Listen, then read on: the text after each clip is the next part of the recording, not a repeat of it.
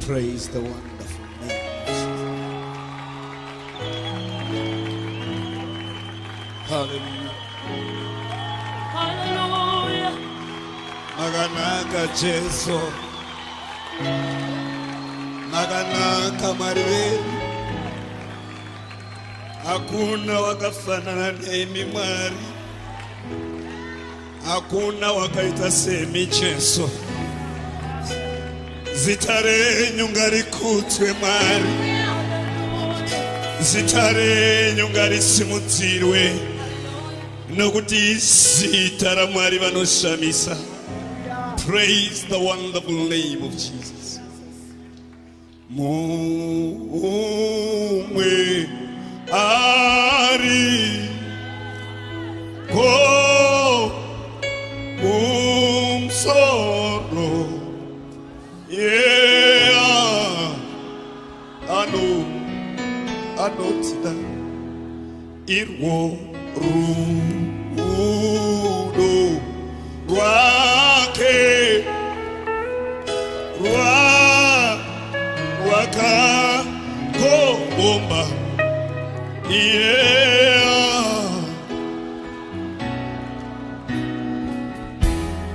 ito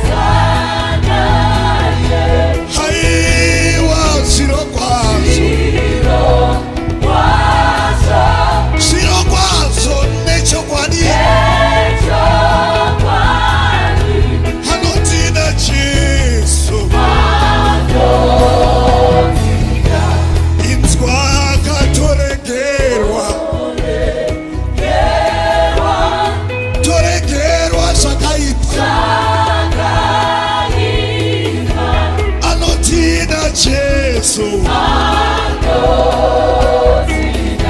terera togokunda uhondo hondo tsedu anotida iyenga anotipa zvipo zvose iyenga anoda kutinakira iyenga achatipa neutsvene wakanaka Jesu anotida Jesu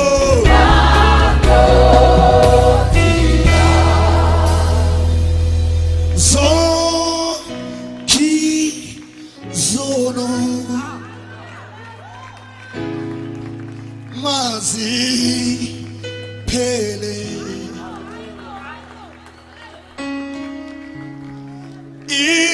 inhliziyo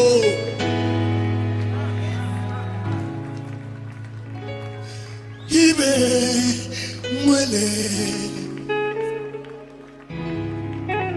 yiza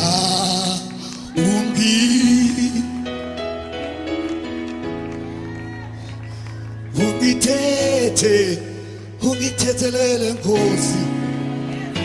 Mangwanani ano tinosangana zvakare panguva yekushumirwa kweshoko raMwari.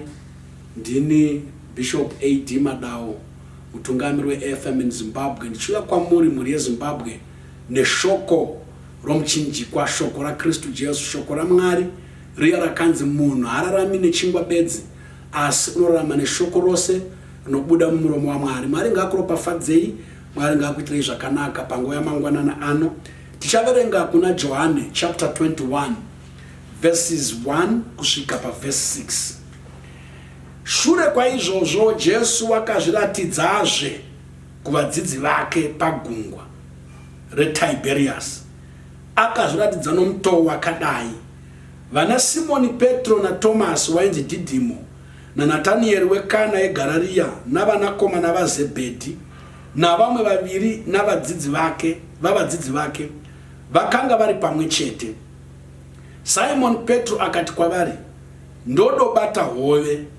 Vakati kwaari, nesu tinoendawo newe. Vakabuda vakapinda mugwa, asi usiku ubwo havana kubata chinhu. Zvino kwakati koedza, Jesu akamira pamhenderekedzo, asi vadzidzi vakanga vasingazivi kuti ndiye. Zvino Jesu akati kwavari, vana, mune chisevo here? Vakamupindura vachiti kwete. Akati kwavari, kandai rutava kurutivi rworudyi rwegwa mugowana.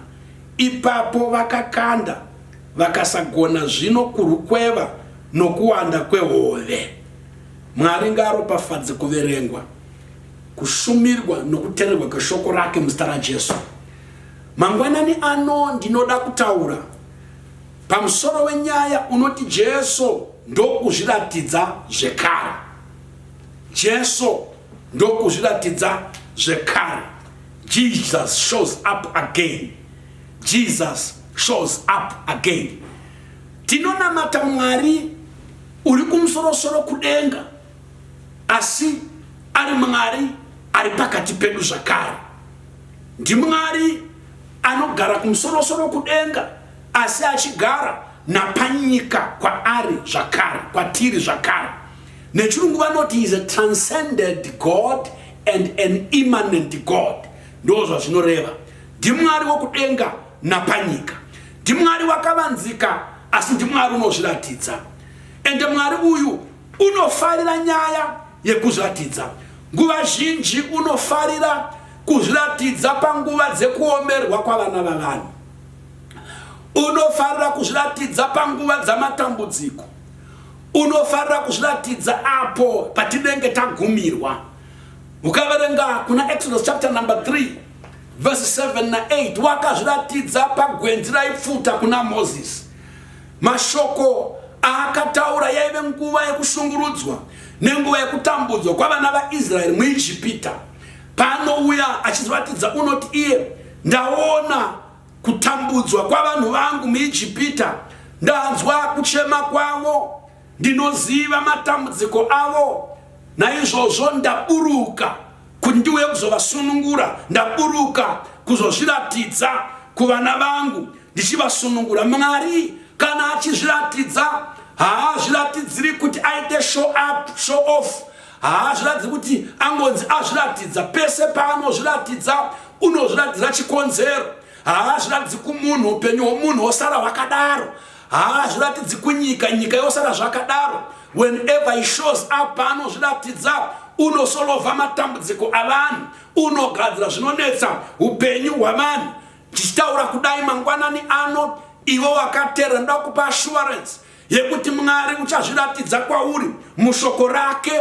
Mwari uchazviratidza kwauri mamiriro ezvinhu awakatarisana nayo. Ishe wokudenga ngaazviratidze mukati memba yako. Ishe wokudenga ngaazviratidze mukati memastudies ako kana uri mwana wechikoro. Ishe wokudenga ngaazviratidze mukati momuchato wako, ngaazviratidze kuutano hwako, ngaazviratidze kumweya wako. Kana wakaputirwa nerima, wakabatwa nowakaipa usingamunamati, Jehovha Mwari wokudenga ngaazviratidze.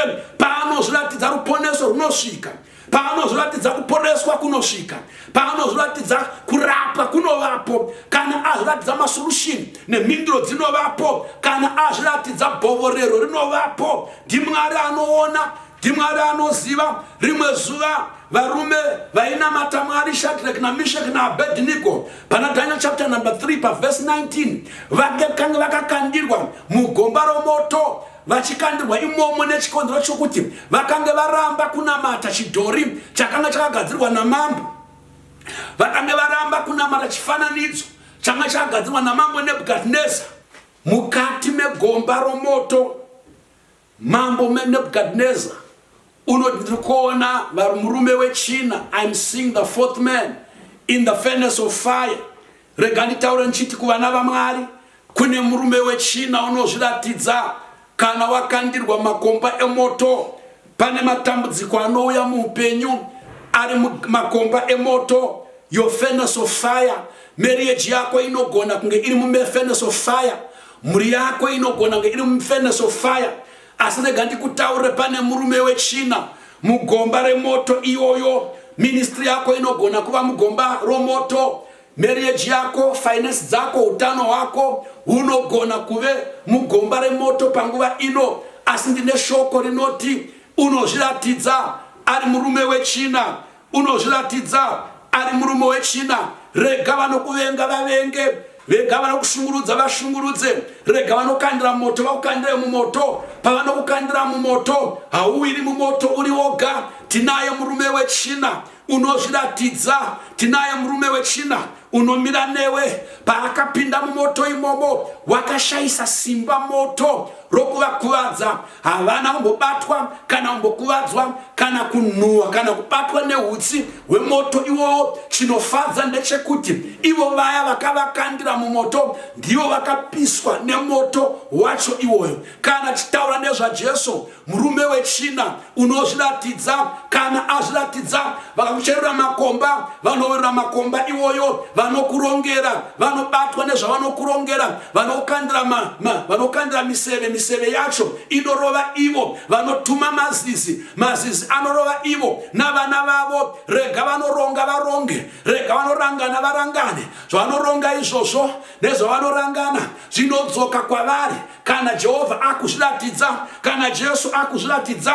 Isaiah chapter 43 verse 1 and 2 unoti usatya nekuti ndakakudzikinura, usatya nokuti ndakakudaidza nezita rako, usatya nokuti uri wangu. Kana ukapinda nomumvura, mvura haimbokukukuri nekuti ndinewe. Ukapinda nemunzizi haunyung'uri nekuti ndinewe. Ukapinda nemumoto, moto haukupisi nekuti ndinewe. Pese paunofamba ini Jehovha Mwari wako ndinewe.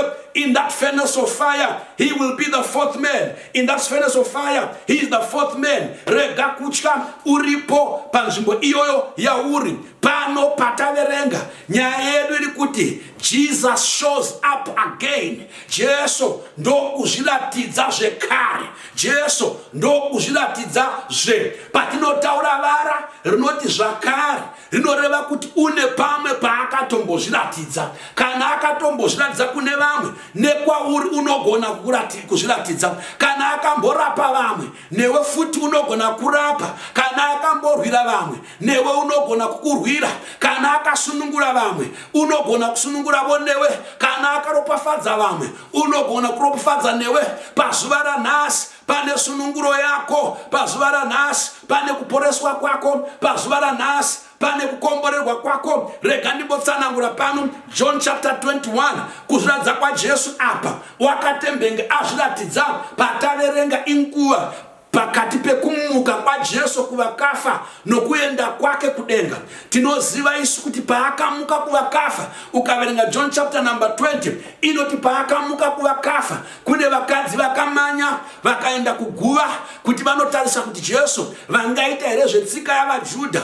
Asi vachifamba ipapo havana kuwana Jesu muguva, vakangoona machira chete. Bhuku inoti ndobva azviratidza kumukadzi unonzi Magdalena, azviratidza unoti usandibata nekuti handisati ndaenda kuna Baba naMwari wangu, ndichamboenda kuna Mwari naBaba vangu. Enda unoudza vadzidzi vangu kuti ndamuka kuvakafa. Wakanga atozviratidza kuna Mary Magdalena. Kumashure kwaizvozvo tinoverenga pamwe Jesu paive nevarume, Bhaibheri rinoti vaibva Jerusarema vachienda Emmaus, vari vadzidzi vaJesu vari vaviri. Pavaifamba, bhuku inoti taura nezvaJesu. Kana uda kuti Jesu azviratidzezve, rega kutaura zvenhamo yako, rega kutaura zvamatambudziko ako, rega kutaura zverima, rega kutaura zvinorwadza zvako. Taura nezvaJesu. Pavaitaura nezvaJesu ndo paanozviratidza, ndobva ati mahwekwe akati fe pakati pavo. Asi bhuku inoti havana kumuziva, asi vataura naye, vafamba naye, vapinda mumba. Akazoti ndakuda kupfuura ndiende zvangu.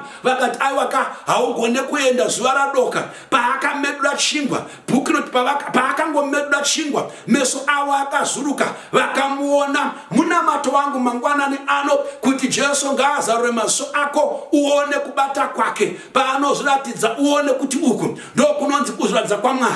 Nekuti dzimwe nguva paanozviratidza vazhinji vanotadza kuona kuti Jesu azviratidza. Zvino pano pataverenga panoti Jesu achinge azviratidza zvakare, unonzi neBhaibheri pane imwe nzvimbo paakazviratidza vadzidzi vake vari mumba vakazvivharira vachitya, vakavhara madhoo, vakavhara mawindo, vakavhara maketeni. Handizivi kuti paive nemabhaglabhazi here nemaskrini kana aripo. Ndofunga vakange vakawaisa vachitya vaJudha. Asi bhuku inoti vari mumba imomo, Jesu akaerekana, apinda, akaonekwa ari pasenta pemba iyoyo. Akati rugare ngaruve kwamuri mangwanani ano zuva ranhasi. Handizivi pauri pawakazvivharira uchitya nhamo, uchitya mweya yetsvina. Jesu unouya kwauri iko zvino, unoti rugare ngaruve kwauri mumamiriro eupenyu hwako. Jesu unozviratidza, unoti rugare ngaruve kwauri, rugare ngaruve newe, rugare ngaruve nevana vako, rugare ngaruve nemhuri yako, rugare ngaruve nenyika yeZimbabwe.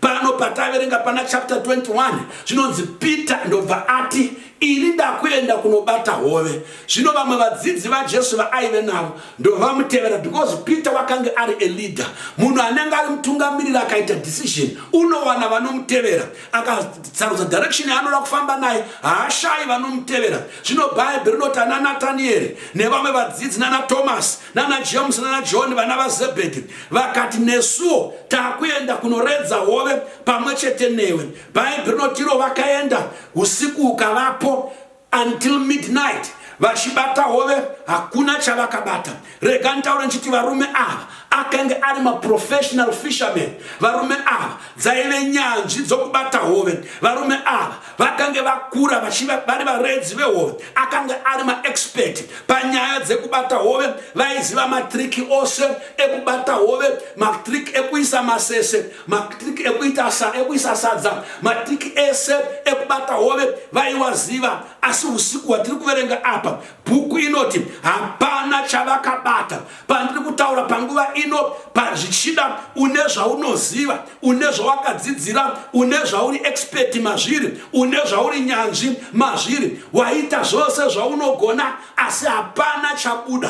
Iwewe you are a skilled person, asi paskill yako iyoyo hapana chabuda. Uri mwana wechikoro unoverenga, wakanyora O level wanyorazve asi hapana chabuda. A level wadzokorazve asi hapana chabuda. Kubasa unoshanda nesimba, unokurumidza kusvika, unokurumidza kuchaisa, asi chabuda hapana. Washanda kwemakore mukampani yawashanda, promotion yaramba, chabuda hapana. Yewo salary increment hapana. Kushanda unoshanda, makosi unoita. Kune mamwe makampani anonzi potai muchiita makosi kuti musimudzirwe makosi nemakosi waita, asi chabuda hapana. Business rako une pfungwa dzose, uchenjeri hwose, counsel yose, advice yose yaungawana wakawana, mabhuku ose wakaverenga, asi chabuda hapana. Relationships ako, kugeza unogeza, kuchena unochena, kunaka wakanaka, kudiwa unombodiwa, asi chabuda hapana. Chese chawaedza, chese chawaita, all your hard work, all your efforts are producing nothing. Unomuka early and you sleep in late, asi hapana chabuda. Kubotswana kunoenda vamwe vachitengesa nokutenga vachibudirira, iwe pauri hapana.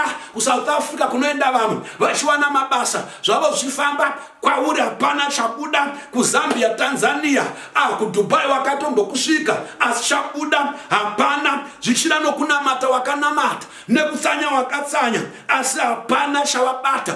Bhuku inoti usiku hwohwo vatadza kubata chinhu, vaedza nepavanogona napo. Kwakunonoedza paverse number 4 hanzi kwakunonoedza Jesu akaonekwa akamira pamhenderekedzo yegungwa. Jesu akaonekwa akamira. Ndine shoko kwauri mangwanani ano, nezvese zvawakaita pakashayikwa chabuda, nezvese zvawaita pasina chawabata, rega kuora moyo. Mangwanani ako achasvika, rega kuora moyo. Don't throw away the towel. Your morning is coming. Usadzokera kumashure, mangwanani ako anouya. Usaenda kusingafani kuendwa, uchinopira midzimu nokuenda kumanga. Mangwanani ako anouya. Mapisarema chapter 30 pa verse number 5 inoti kuchema kunogona kuvapo usiku, asi mangwanani anouya kune vese vane zvinovanetsa. Mangwanani ari kuuya. Your morning is coming and your morning comes with Jesus. Mangwanani hauyi oga, anouya naJesu. Pamangwanani oga bhaibheri rinoti ngoni dzaJehovha itsva mangwanani oga. Yero wakachema kwenguva yakareba, asi mangwanani ako anouya. Wakashanda nesimba kwenguva yakareba, mangwanani ako anouya. Wakatambura nguva yakareba, mangwanani ako anouya. Jesu akaonekwa akamira mangwanani pamhenderekedzo yegungwa, akamira akavatarisa. Asi bhaibheri rinoti havana kumuziva. Jesu akamira asi havana kumuziva. As I am speaking right now, rega nditi kwamuri ana baba nana mai, pamuri ipapo Jesu akamira. Uri kuuya nemangwanani ako, Jesu ari kuzviratidza kwauri. Mangwanani anhasi Jesu unouya kwauri. Mangwanani anhasi panguva iyoyi ndichishumira shoko irori, wakateerera, uchirinzwa, uchirigamuchira, uchiritenda. Jesu amire pamangwanani, amire pamhenderekedzo yesituation yako, amire pamhenderekedzo yepamba pako. Jesu ari pedyo newe kuzosangana newe pamatambudziko ako. Jesu amire pamukova, ari pedyo newe kunzwa kuchema kwako. Jesu uripo, ari pedyo newe to solve your problems. Jesu uri pedyo newe kupukuta misodzi yako. Jesu akamira pamhenderekedzo, akatakura deliverance yako, akatakura healing yako, akatakura victory yako, akatakura mindiro dzako. Bhaibheri rangu rinoti paverse number 5 Jesu akavabvunza, unoti vana mune chisevo here? Vana mune chokudya here? Regai ndibve ndataura kuti haana kuti vana mune bhaibheri here. haana kuti vana mune himbhuku here, haana kuti vana mune uniform here, haana kuti vana munotaura nendimi here. Munoziva dzimwe nguva tinoita sekuti Mwari uyu ndiMwari wezvinhu zvomweya chete. Regai nditaure nchiti Mwari wemweya ndiMwari umwe chete wenyama. Unodhila nema issues omweya, wodhila nema issues enyama. Kana zvanaka kumweya nokunyama zvinonaka. Yewo chikafu chiri necessary kuti tirarame muupenyu hwedu, food iri necessary. And the Mwari wedu watinonamata is concerned with our physical and material things as far as more as he concerned with our spiritual things. Jesu une hanya nezvinokutambudza. Unoti vana mune chisevo here, vana mune mufaro here, vana mune rugare here, vana muri kubudirira here, vana zviri kufamba here, michato yenyu iri kufamba here, mabasa enyu ari kufamba here, chikoro chiri kufamba here, zvamuri kubata zvine bunduso here. Jesu Kristu une hanya nezvemweya yedu, nezveupenyu hwedu. Ndosaka Matthew chapter 4 verse 4 Jesu achikota Deuteronomy 8 verse 3 unoti munhu hararami nechingwa bedzi, unorarama neshoko raMwari. Hongu nechingwa tinorarama, asi hatirarami nechingwa bedzi, tinorarama neshoko raMwari. Mwari umwe chete iyeyu une hanya nema areas ose oupenyu hwako. Unobatwa nezvakamira mamiriro emhuri yako, unobatwa nemamiriro ezvinhu zveministry yako, unobatwa nezvinokubata, unorwadziwa nezvinokurwadza. Jesu unoti vana mune chisevo here. Ndobva vati hatina. Zvinokosha kuudza Jesu chokwadi, zvinokosha kupindura Jesu uchimuudza chokwadi. Verse number 6 inoti ndobva ati iye kandai rutava rwenyu, kana kuti kandai maneta enyu kurutivi rwerudyi, kurutivi rwerudyi rwebhoti renyu. Kandai maneta enyu parutivi rworudyi rwebhoti yenyu kuti mugobata. Bhaibheri rinoti havana kutanga kutsanangurira Jesu kuti tabata usiku hwese tikashayiwa. Havana kupikisana naJesu, havana kubvunza Jesu, vakangoita sezvo akareva. Vana baba nana mai, kana Jesu azviratidza kwekutanga unowanzozviratidza neshoko, unozviratidza neinzwi. Ipapo paanotaura shoko, when you act according to his word, munana wako unoitika ipapo. When you act according to his word, munana nebvovoro yako inoitika ipapo. Paanenge ataura zvaanenge areva izvozvo zvinofanira kuitwa, unozviratidza mushoko rake, unozviratidza mukurayira kwake. Kana shoko rake rateererwa, zvaataura kana zvaitwa, ndo pane kukunda kwedu. Bhuku inoti vanonzi kandai maneta enyu parutivi rwerudyi rwebhoti renyu. Pavakangokanda parudyi rwebhoti hanzi vakabata hove dzavakatadza kuzuva.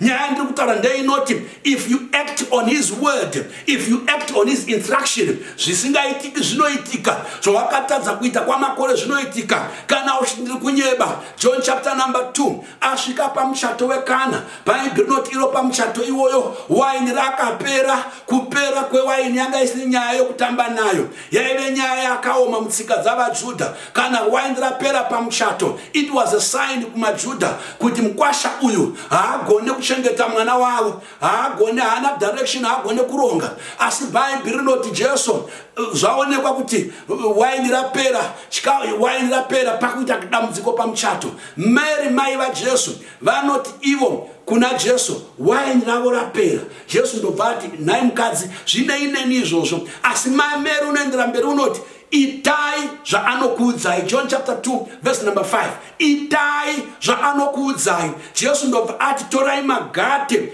emvura matanhatu, 6 magate, modira mvura. Pavakadira mvura vakatesta. As long as they acted on what Jesus commanded them to do, miracle yakaitika. Vana baba nana mai ngatiregei kuzvidza shoko raJesu Kristu. Varume navakadzi ngatiregei kushora shoko raKristu Jesu. Zvaanenge ataura kwauri unofanira kutozviita. Pavakaacta on his word, mvura yakashanduka ikava wine. Pana Luke chapter number 5 vakasangana zvakare nesituation yandataura pano, yataverenga pano yakafanana. Vakatadza kubata hove anapita usiku hwose vachibata madatya, vachibata mazerere, vachibata uswa. They got nothing. Asi Jesu asvika unoti kandai pakadzikadzika. Peter unoti ishe tatambura usiku hwose hapana chatabata, asi sezvamareva tichaita sezvamareva. Paakangodaro chete vaita zvaareva, vakabata fish dzakawanda, vakomana itai zvaareva, nekuti unozviratidza mushoko rake. Vakadzi itai zvaareva, vana baba nana mai zvaanenge areva ngazviitwe. Rudzi weZimbabwe zvaanenge areva Jesu ngazviitwe, nekuti kana azvaitwa zvaanenge ataura ndo pane kukunda kwedu, ndo pane kubudira kwedu. Pana Mateo 8 verse number 8, kune murume wakanga ane murashandi wake airwara, ainzi mukuru wezana. Unoti, Ishe, handina kufanira kuti mupinde mumba mangu, asi rayirai shoko chete, muranda wangu uchapora. Yewo Jesu ndobva ati, handisati ndakamboona kutenda kwakadai. Jesu paakarayira shoko, that particular moment, at that juncture, muranda wake ndo paakapora. Vana baba nana mai, nyaya yangu inoti chiko, inoti Jesu unozviratidza pashoko. Jesu unozviratidza pashoko. Jesu unozviratidza pashoko. Pashoko raanenge ataura ndo pane munana wako. Pashoko raanenge ataura ndo pane deliverance yako. Pashoko raanenge ataura ndo pane kurapwa kwako. Pashoko raanenge ataura ndo pane minduro, ndo pane breakthrough. Kana ataura ita zvaanenge areva. Jesu unozviratidza mushoko. Mwari unozviratidza mushoko. Iwe gamuchira shoko, iwe tenda shoko, iwe bvuma shoko, ritendere riite basa raro mukati meupenyu hwako. Act on the word.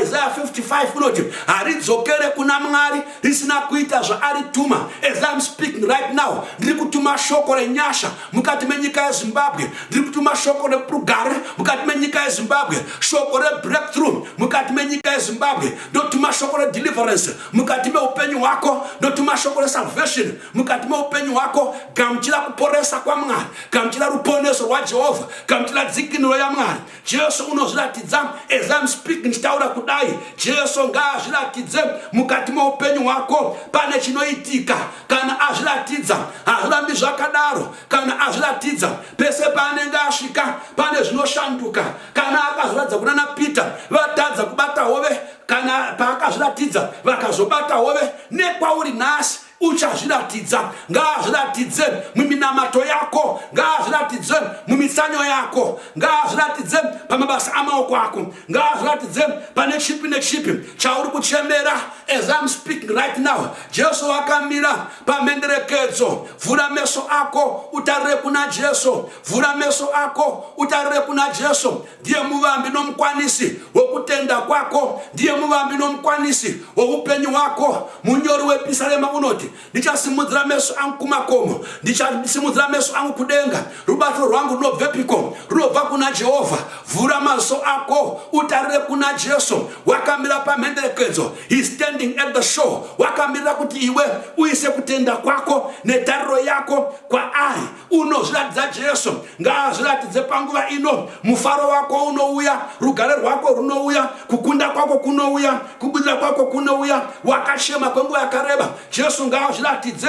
Wakatambura kwenguva yakareba, Jesu ngaazviratidze. Wakamira wamirira, Jesu ngaazviratidze pamitsanyo nepaminamato nezvose zvawakabata, nezvose zvawakaita muimba yaMwari. Jehovha Mwari ngaazviratidze kuchema kwevana veZimbabwe. Jesu ngaazviratidze minamato yakanamatwa munyika yokwedu. Jesu ngaazviratidze minamato yakanakirwa munamato mumakereke. Jesu ngaazviratidze. Akambozviratidza, unozviratidza zvakare, unozviratidza zvakare. Ngaazviratidze uchifamba, ngaazviratidze wakavata, ngaazviratidze uri mumba mako, pese pese paunenge uri. Jesu ngaazviratidze. Pazuva ranhasi ndinodeclare, ndinotaura nokudaidzira kuzviratidza kwaJesu. Ngaazviratidze, uone kunaka kwaMwari, uone nyasha, uone tsitsi nekusunungura kwaJehovha. Mumoto imomo ngaazviratidze moto ushayiswe simba. Mumatambudziko imomo pamubhedha wechipatara pawakavata ngaazviratidze uporeswe. Pakuchema nepakuomerwa ngaazviratidze matambudziko ako apere. Ndakunamatira iko zvinoda kunamatira.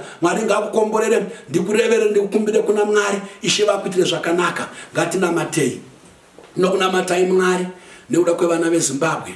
nekuda kwenyika yeZimbabwe, nekuda kwevatungamiriri, nekuda kwemakereke, nokuda kwavatsvene vanokunamatai. Varangarirei Baba, muri Mwari vari kumusoro kudenga, muri Mwari wokudenga napasi, muri Mwari anozviratidza. Zviratidzei kusituation yomwe nomumwe, mumba yomumwe nomumwe, basa romumwe nomumwe, muzvine chekuita nomumwe nomumwe. Zviratidzei Baba, vana venyu vaone sununguro yavo, vaone kukunda kwavo, vaone rugare rwavo nomufaro wavo, zvikuru vaone ruponeso rokuziva imi Mwari nedzikinuro yavo. Ndakunamatai Baba, ndakupai mbiri nokusingaperi. Komborerai vanhu venyu muvaite zvakanaka muzita raJesu Mwari wedu. Amen.